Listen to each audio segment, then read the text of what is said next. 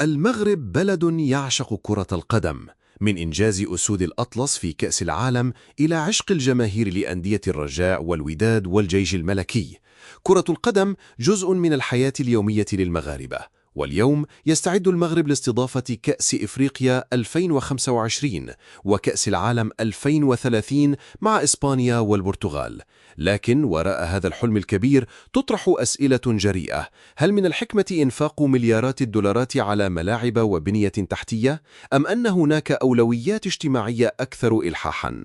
الحكومة المغربية تخطط لإنفاق أكثر من 5 مليارات دولار لتحديث الطرق وبناء فنادق وتجديد 6 ملاعب، وبناء ملعب جديد ببن سليمان بسعة 115 ألف متفرج، واحد من أكبر ملاعب العالم.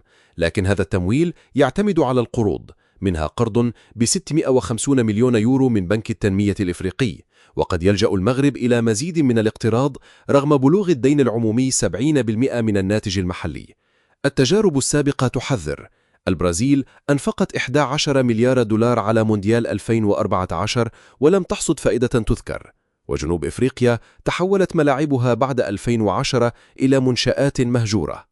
صحيح أن هذه المشاريع قد تخلق فرص عمل وتنعش الاقتصاد، لكن في المقابل تراجعت ميزانية تنمية القرى من 320 إلى 198 مليون دولار في وقت يعاني فيه المغرب من أزمة ماء حادة، ويحتاج الفلاحون والمدارس والمستشفيات إلى دعم عاجل.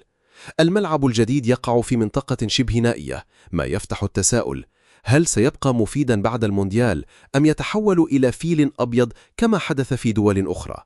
الحكومة تقول إن البطولة سترفع من صورة المغرب عالميا وتجذب السياح والمستثمرين وتفتح الباب لانتعاش اقتصادي كبير.